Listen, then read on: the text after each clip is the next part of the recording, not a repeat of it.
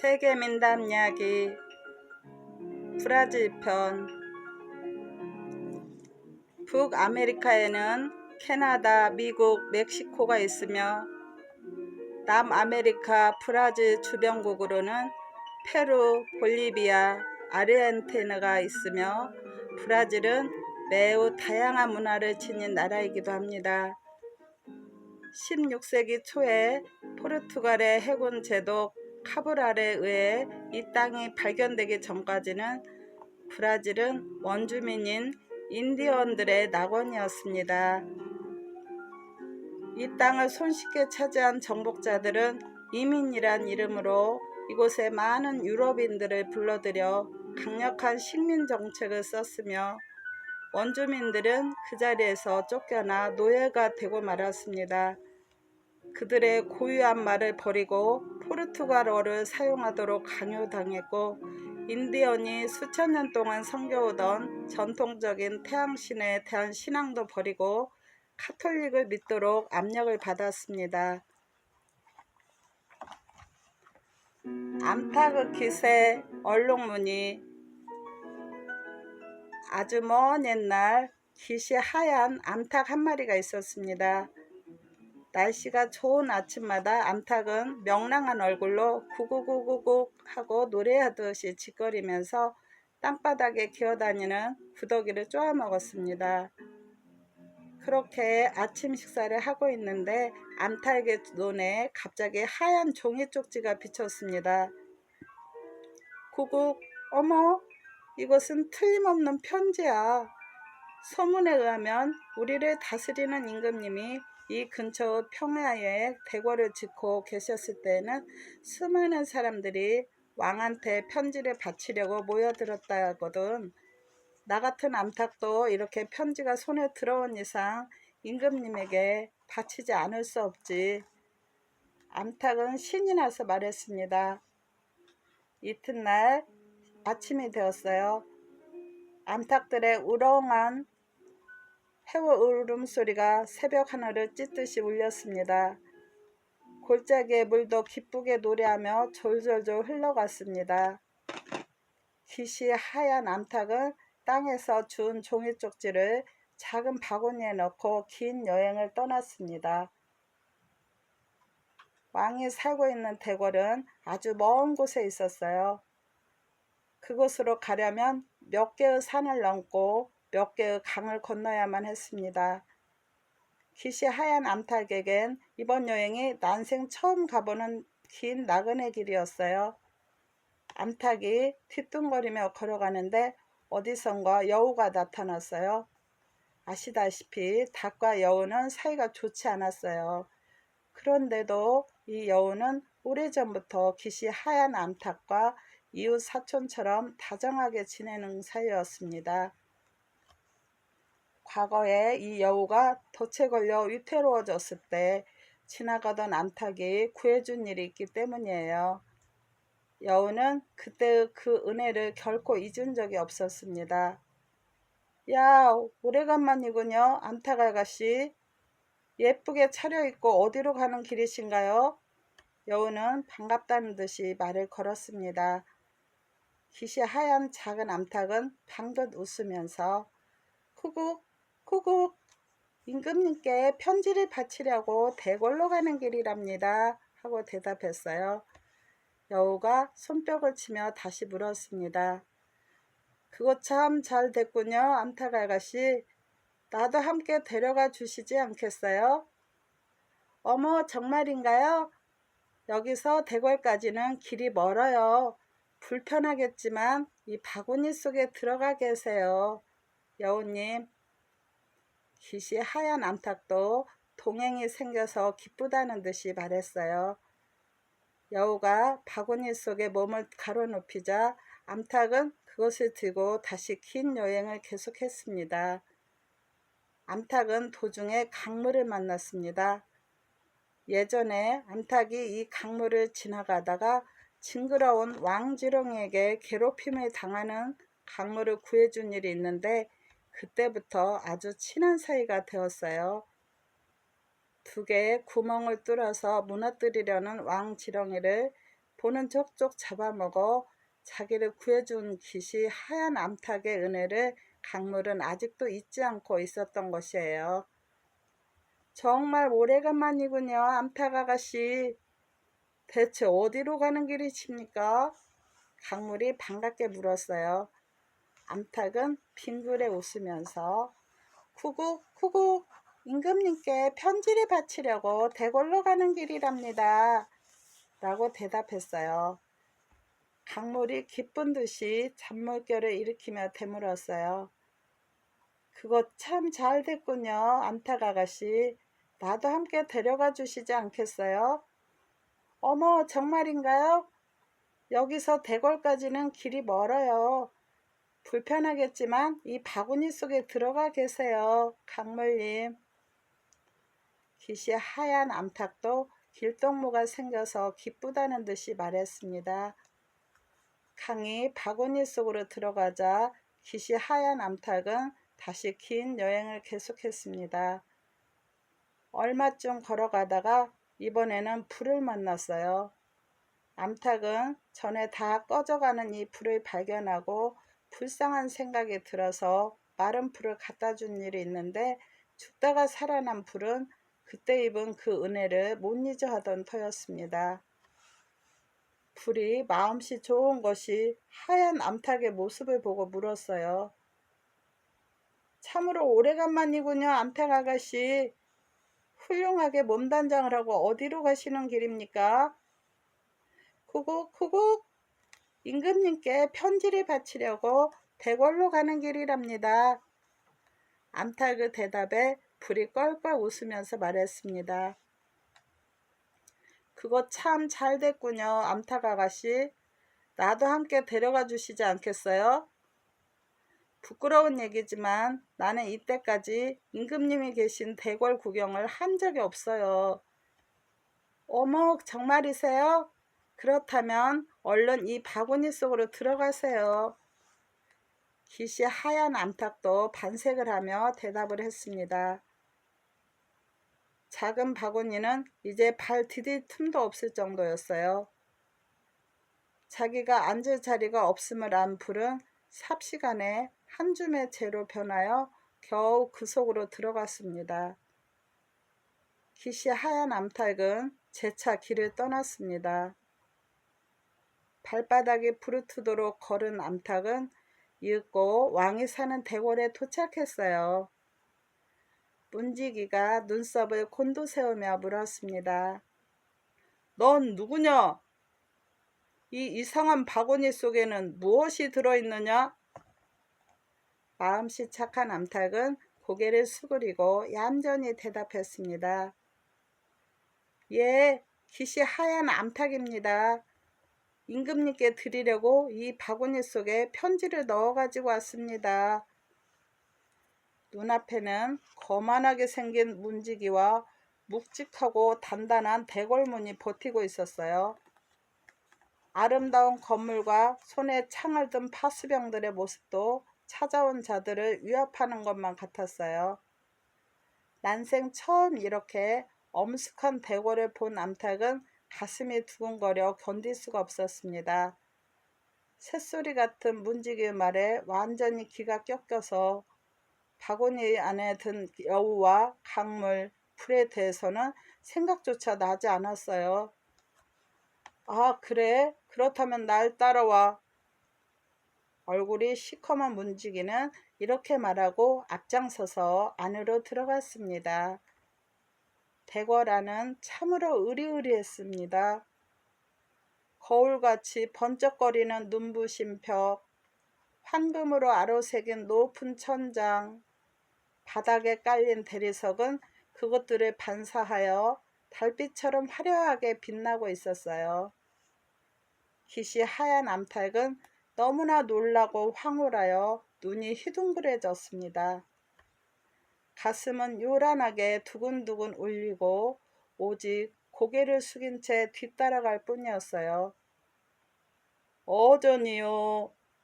문지기의 목소리에 정신이 든 암탉은 근엄한 왕의 모습을 우러르기가 무섭게 넙죽 땅에 엎드렸습니다. 너는 누구냐? 무슨 일로 나를 찾아왔느냐? 묵직하고 엄한 왕의 목소리가 머리 위에서 들려왔어요. 깃이 하얀 암탉은 오들오들 떨면서 아뢰었습니다. 구국, 저는 깃이 하얀 암탉입니다. 폐하. 저의 편지를 보아주십시오. 암탉은 조용히 일어나서 바구니 속에 넣어둔 종이 쪽지를 왕에게 바쳤습니다. 종이에는 어느새 여우가 앉았던 자국이며 강물이 몸을 뉘어 젖은 자국, 불이 재가 되어 누웠기 때문에 생긴 탄 구멍의 자국 등이 어지럽게 나 있었습니다. 이것을 본 왕은 거친 목소리로 암탉을 꾸짖었어요. 이런 휴지 쪽을 나한테 가져와서 어쩔 셈이냐? 나를 속이려 하다니 무리한 놈이로구나. 어리석은 암탉아, 썩 물러가지 못할까? 노려보는 왕의 눈은 무섭게 빛났습니다. 깃이 하얀 암탉은 고개를 숙이고 발끝까지 와들와들 떨었어요. 에이, 꼴도 보기 싫다. 얘들아, 이 어리석은 암탉을 냉큼 닭장 속에 가두어라. 내일 잡아서 찜이라도 해먹어야지. 성난 왕의 목소리가 울리자 옆에 선 신하들이 공손히 머리를 숙였습니다. 뚜벅뚜벅 발자국 소리도 요란하게 달려온 부하 한 명이 암탉을 손으로 잡아 들었습니다. 그러고 대궐 뒷문으로 빠져나가서 닭장 속에 내던져 버렸어요. 깃이 하얀 암탉은 목이 채어 숨이 넘어갈 지경이었습니다. 닭장 속에 내던져진 후에야 정신이 들어서 사방을 둘러보았어요. 그런데도 오랜 여행을 하는 동안에 고락을 함께한 바구니는 손에 단단히 움켜쥐고 있음을 알았습니다. 닭장 속에 갑자기 낯선 식구가 들어왔다고 해서 전부터 있던 닭들이 소란을 피웠어요. 푸드덕거리며 모여든 심술궂은 닭들은 새로 들어온 깃이 하얀 암탉의 털을 모조리 쥐어뜯어 뽑았습니다. 조금만 더 지나면 소중한 눈알까지 쪼아버릴 기세였어요. 닭장 속은 순식간에 싸우는 닭들의 울음소리와 욕하는 소리, 요란한 날개 소리로 금세 떠나갈 것 같았습니다. 그때 닭 한 마리가 바구니를 발견하고 뚜껑을 열었어요. 그 속에서 뛰노는 가슴을 억누르며 참고 있었던 여우가 번개같이 달려나왔어요. 이놈, 개 섞어라! 벼락같이 소리친 여우는 순식간에 닭 한 마리를 잡아서 물어 죽였습니다. 닭장은 우지직하고 흔들리며 당장에 무너질 것 같았어요. 요란한 비명과 울음소리, 날개짓하는 소리가 일어났으나 시간이 지나자 다시 조용해졌습니다. 이제까지 소란을 피우던 많은 닭들이 어느새 싸늘한 시체가 되어 나뒹굴고 곳곳에 시뻘건 피가 흥건히 되었어요. 여우는 입을 빨갛게 물들이고 예리한 이빨 사이로 혀를 내밀어 입 가장자리를 핥고 있었습니다. 무서운 소리에 놀란 왕과 왕비가 부하들을 데리고 달려왔어요. 부리부리한 눈으로 그들을 지켜보던 여우는 바람같이 닭장에서 빠져나가 도망을 쳤습니다. 깃이 하얀 암탉도 놀란 눈으로 허둥대다가 소중한 바구니를 주워들고 달아난 여우들을 쫓아갔어요. 놈들이 다 도망쳤다. 한 마리도 놓치지 말아라. 혈기왕성한 왕의 부하들은 나는 돌처럼 뒤쫓아왔어요. 달아나던 암탉은 어느새 붙잡힐 위기에 처했습니다. 그러자 이제까지 바구니 속에 엎드려 있던 강물이 왈칵 뛰쳐나왔어요. 추격하던 부하들 앞에 갑자기 무서운 함성을 지르며 강물이 흐르기 시작했습니다. 달려오던 힘에 밀려서 강물에 빠지게 된 사람들은 발버둥을 치며 에잇, 정말 고약한 녀석들이로구나. 자, 뗏목을 띄워라. 뗏목을 하고 소리쳤습니다. 가까스로 뗏목을 마련한 부하들이 그 위에 올라타고 손살같이 강물을 건너옵니다. 그제서야 암탉은 강 건너편의 풀숲에 몸을 숨겼어요. 암탉은 재빠르게 어떤 큰 나무 뒤에 납작 엎드렸습니다. 부하들의 거친 숨소리가 점점 크게 들려왔어요. 이때 조용히 기회를 노리고 있던 불이 재로 모습을 바꾸어 뛰어나와 주위에 확 흩어졌습니다. 숲속은 벼랑간 앞을 내다볼 수 없을 정도로 암흑천지가 되었어요. 달려오던 왕의 부하들은 이리 부딪히고 저리 나뒹굴고 난장판이 되었습니다. 동료의 행방을 잃어버린 부하들은 기시 하얀 암탉을 잡을 생각은 고사하고 목숨이 아까워 어둠 속을 헤치고 달아났습니다. 닭장에 닭을 완전히 잃어버린 왕은 그 후부터 쇠고기와 양고기 요리로 배를 채울 수밖에 없었어요. 재로 모습을 바꾼 불이 순식간에 흩어지는 바람에 기시 하얀 암탉의 몸에도 그것들이 뿌려져서 검은 얼룩무늬를 이루었습니다. 이 이후부터 태어난 모든 닭들은 병아리 때부터 이 무늬를 지니게 되었어요. 여러분들도 검은 얼룩무늬를 가진 암탉을 보면 그 닭이 예전에 왕한테 편지를 가지고 갔다가 봉변을 당한 귀신 하얀 암탉의 자손인 줄 아세요?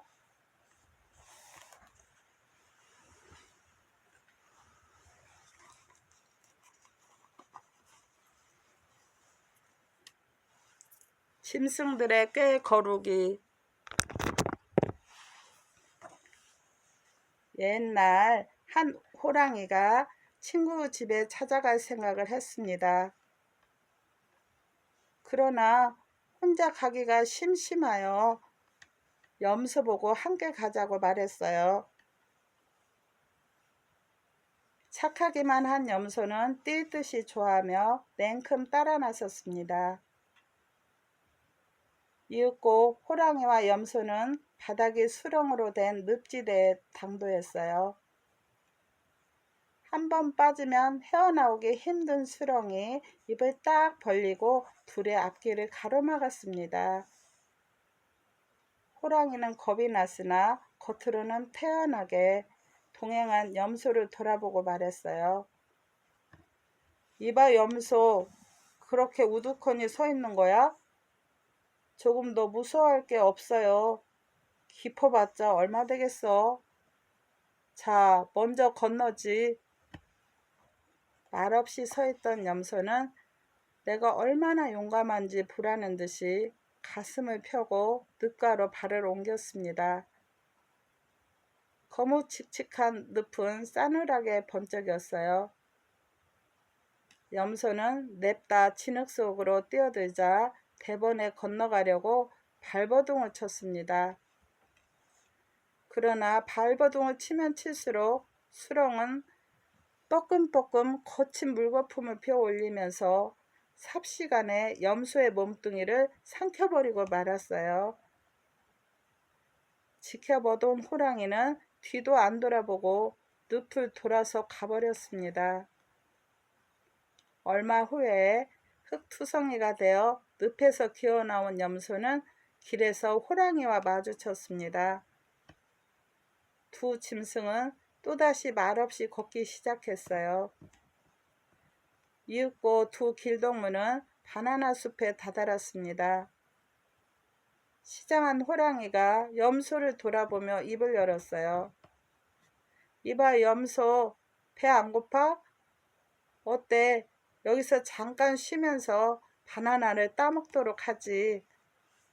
미안하지만 자네가 나무 위로 올라가 잘 익은 놈을 따오게나.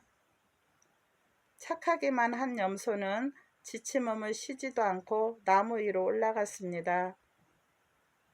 올라가 노랗게 익은 바나나를 따서 호랑이에게 던져주었어요.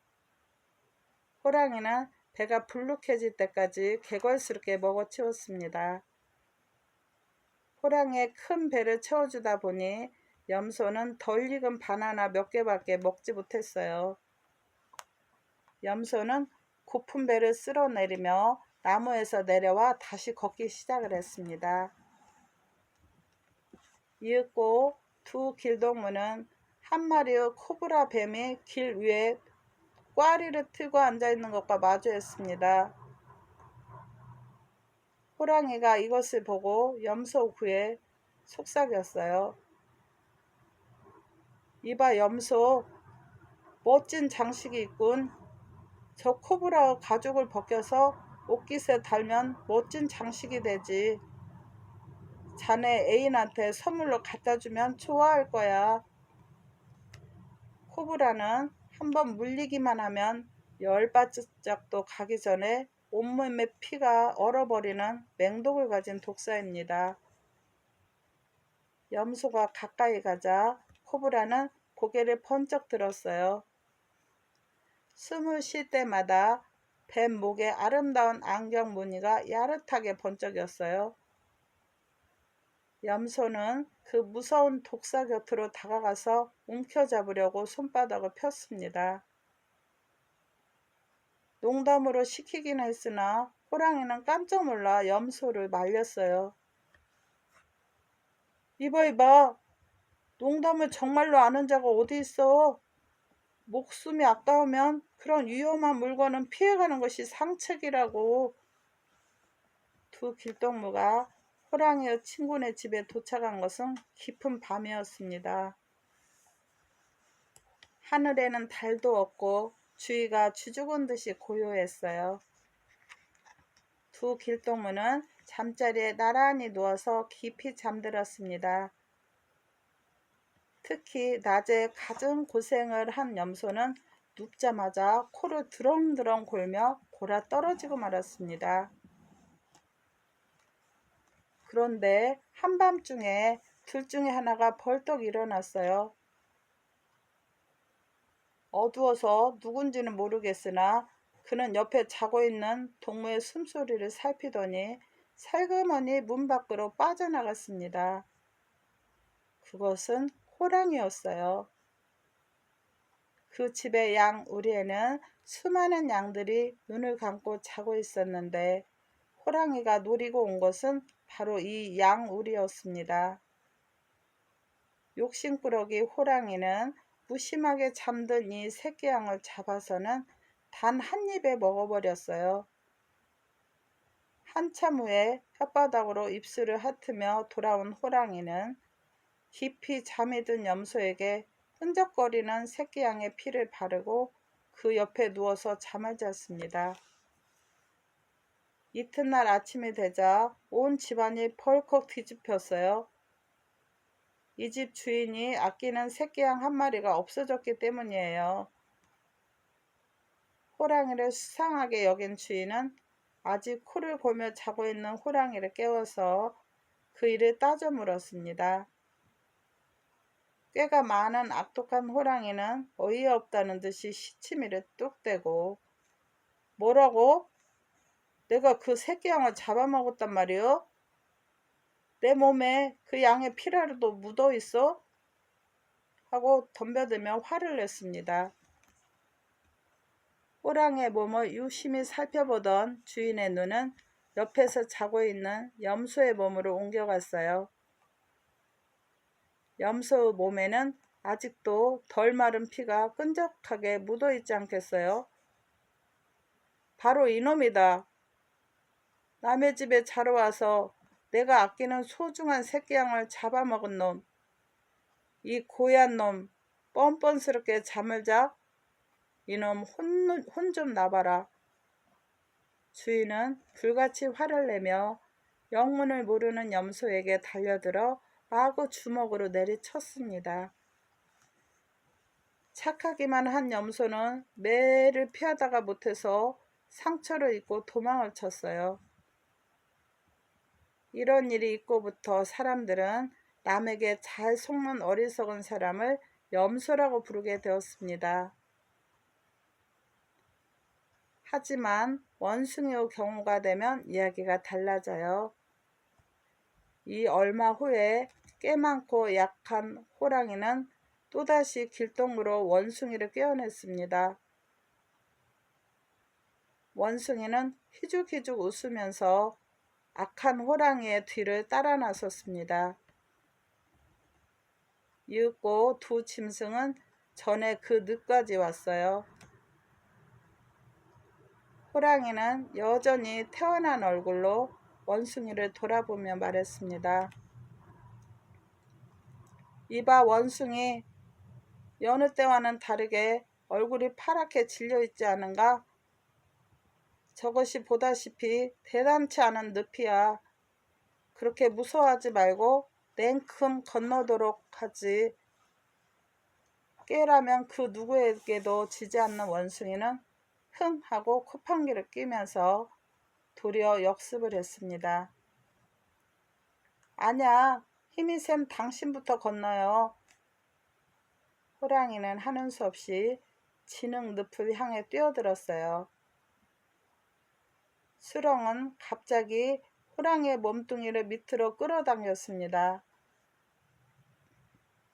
호랑이는 흙탕물을 마시고 숨이 차서 마구 버둥거렸어요. 뒤돌아서서 빨간 혓바닥을 널름하고 내밀던 원숭이는 호랑이가 괴로워하는 것 따위는 관심도 없다는 듯이 가버리고 말았습니다. 얼마 후에 원숭이는 바나나 숲에 당도했어요. 죽을 둥 살 둥 갖은 고생을 하고 늪에서 빠져나온 호랑이가 화난 얼굴로 기다리고 있었습니다. 이봐 원숭이, 배고프지 않아? 잠시 쉬었다가 바나나라도 따먹고 가자. 원숭이는 나무 오르기의 명수가 아닌가. 얼른 올라가서 잘 익은 놈을 따주게. 하기야 자네 입에는 덜 익은 새파란 바나나가 어울릴 테지만. 원숭이는 호랑이에게 나무 오르기의 명수라는 칭찬을 듣고 신이 났습니다. 그래서 비틀비틀 춤을 추며 나무 위로 올라갔어요. 흐흠, 바나나 맛이 기가 막히군. 노랗게 익은 바나나의 맛은 보기만 해도 군침이 도는걸. 나무 위에서 원숭이의 목소리가 크게 들려왔습니다. 그와 동시에 빛깔이 샛노란 바나나 껍질이 호랑이의 머리 위로 툭 하고 떨어졌어요. 그리고 호랑이의 손에 떨어지는 물건은 빛깔이 파란 덜 익은 떫은 바나나 뿐이었어요. 이윽고 나무 위에서 내려온 원숭이는 혀로 입 가장자리를 핥으며 불룩한 배를 쑥 내밀었습니다. 호랑이는 훌쭉하게 들어간 배를 안고 또다시 걷지 않을 수 없었어요. 한참 뒤에 두 길동무는 코브라 뱀 옆을 지나가게 되었어요. 코브라는 독 이빨을 세우고 몸을 바짝 쳐들고 있는데 호랑이가 때를 만났다는 듯이 입을 열었습니다. 이봐 원숭이, 멋진 장식이 있군. 저 코브라의 가죽을 벗겨 옷에 달면 멋진 장식이 돼. 값은 무료. 자네 애인한테 선물로 갖다 줘도 될 거야. 당신이나 갖고 가시오. 원숭이는 꾸짖듯이 그 자리에서 거절했습니다. 이미 호랑이의 속셈을 꿰뚫어보고 있었던 모양이에요. 두 길동무가 호랑이의 친구네 집에 도착했을 때는 밤이 깊어서 주위가 쥐죽은 듯이 고요했습니다. 두 친구는 사이좋게 잠자리에 누웠어요. 그러나 꽤 많은 원숭이는 흐흥, 호랑이란 놈이 거짓잠을 자고 있구나.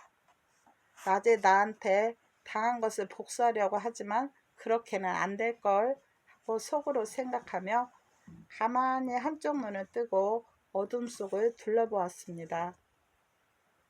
얼마나 조용한지 멀리서 나뭇잎 떨어지는 소리까지 들렸어요. 그때 갑자기 시커먼 그림자가 벌떡 일어나더니 살금살금 문 밖으로 기어나갔습니다. 어둠 속을 살피고 있던 원숭이는 이것을 보고 고개를 크게 끄덕거렸어요. 이제야 알았다. 내 놈의 속셈을. 호랑이가 무슨 짓을 하는지 지켜볼까? 그 시커먼 그림자는 천천히 양 우리로 가까이 갔어요. 양고기에 맛이 들인 호랑이는 제일 크고 살이 통통하게 찐 새끼 양을 잡아서는 단숨에 죽여 으적으적 씹어먹었습니다. 뼈 부서지는 소리와 혀로 핥는 소리가 어둠 속에서 들려왔어요. 이윽고 새끼 양을 다 먹어치운 호랑이는 살그머니 방으로 돌아와 옆에 놓은 원숭이에게 피를 뿌리려고 했습니다. 이것을 본 원숭이는 번개같이 몸을 피하더니 호랑이를 힘껏 때밀었어요. 그 바람에 호랑이의 앞발에서 흘러내리던 피가 삽시간에 호랑이 자신의 몸에 끼얹어졌습니다.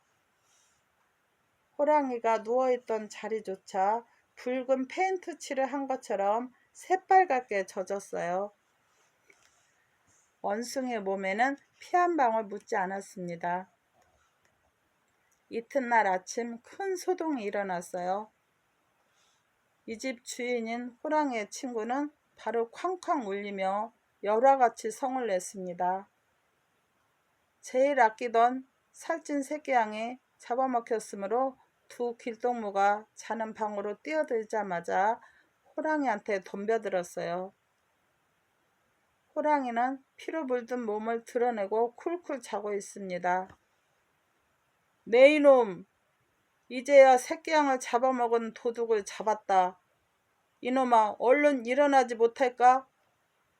호랑이는 주인이 내리치는 주먹을 맞고 만신창이가 되었습니다. 맞고 또 맞아 납작하게 된 호랑이는 그래도 최후의 힘을 발휘하여 걸음아 날 살려라 하고 도망쳤어요. 호랑이가 이를 악물고 비틀거리며 자기 집에 도착한 것은 그날 저녁이었는데 그 며칠 동안 자리에 누워서 꼼짝도 못했다고 합니다.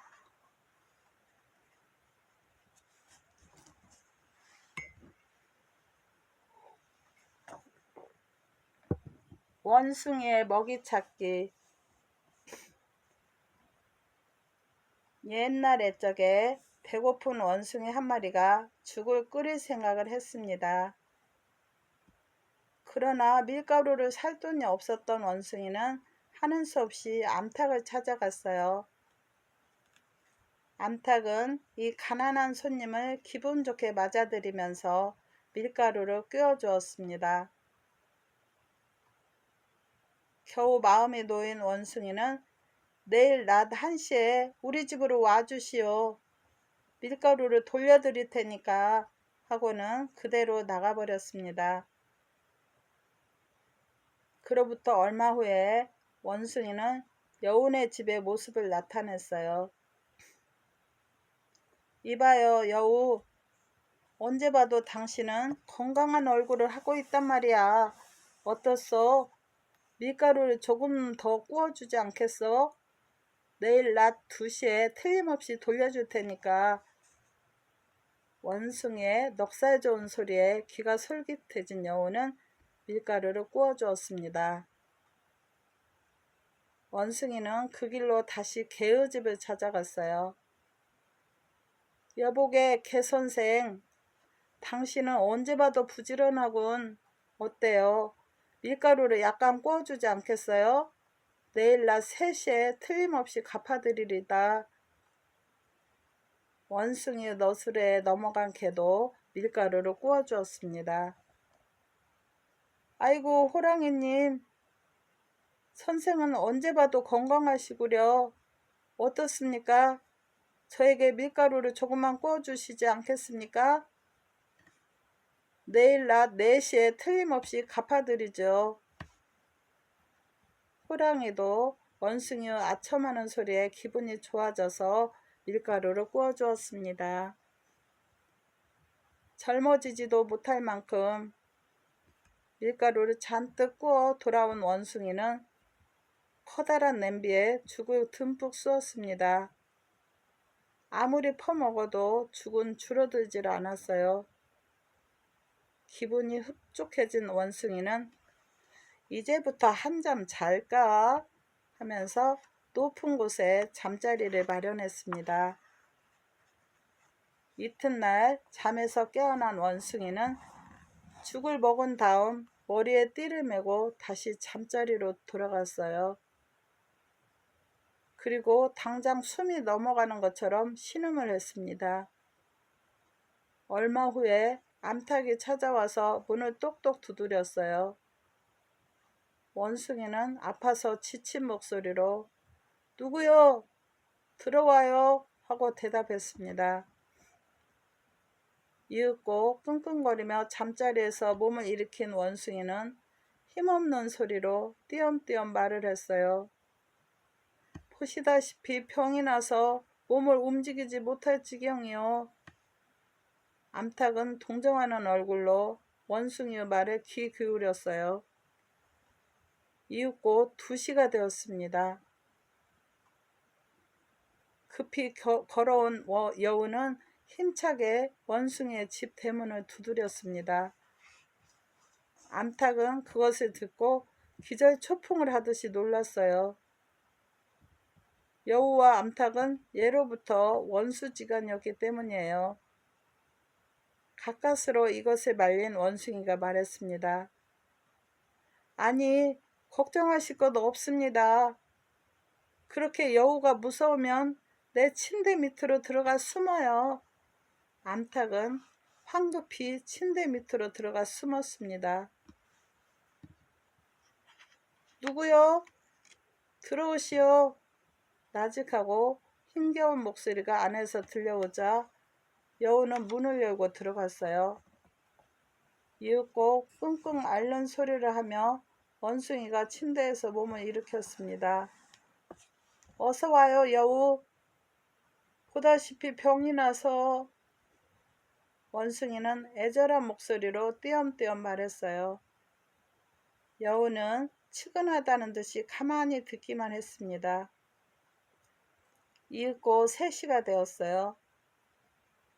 개가 찾아왔는지 밖에서 문 두드리는 소리가 들렸어요. 여우는 이것을 듣고 숨이 넘어갈 것처럼 놀랐습니다. 원숭이가 그것을 보고 말렸어요. "아니, 걱정할 것 없어요. 개가 무서우면 내 침대 밑으로 들어가 숨어요." 여우는 황급히 침대 밑으로 들어갔습니다. "누구요? 들어오시오." 나직하고 힘겨운 목소리가 안에서 들려오자 개는 문을 열고 들어갔습니다. 원숭이는 앓는 소리를 하며 몸을 일으키고 애절한 목소리로 말했어요. "어서 오시오, 개. 보시다시피 병이 나서." 개도 잠옷 동정을 하듯 원숭이의 말에 귀를 기울였어요. 이윽고 4시가 되었습니다. 호랑이가 찾아왔는지 밖에서 문 두드리는 소리가 들렸어요. 이것을 듣고 개는 당장 죽을 것처럼 놀랐습니다. 원숭이가 가까스로 말리며 말했어요. "아니, 걱정할 것 없어요. 내 침대 밑에 들어가 숨으면 안전해요." 개도 도망치듯 침대 밑으로 들어가 몸을 숨겼습니다. "누구요? 들어오시오." 나직하고 힘겨운 목소리가 안에서 들려오자 호랑이는 얼굴을 찡그리고 안으로 들어갔습니다.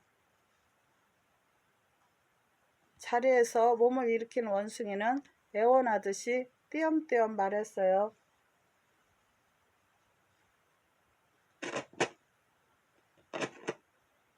호랑이님, 보시다시피 병이 나서 이렇게. 그러나 눈은 번뜩이고 있던 호랑이는 불문곡직하고 침대 위로 뛰어올라 이 괘씸한 놈, 변명하지 말고 냉큼 구워간 밀가루를 내놓아라 하고 소리쳤습니다. 원숭이는 재빨리 몸을 날려서 나무 꼭대기로 올라갔어요. 침대는 순식간에 호랑이의 퉁탕거리는 발에 망가져 와장창 무너졌습니다. 여우는 암탉을 보자 생각할 겨를도 없이 잡아먹었어요. 개는 여우를 보자 냅다 달려들어 잡아먹었어요. 그리고 호랑이도 개를 보자 입을 딱 벌리고 덤벼들어 잡아먹었습니다. 이리하여 오늘날에도 호랑이는 원숭이만 보면 정신없이 뒤쫓는다고 합니다.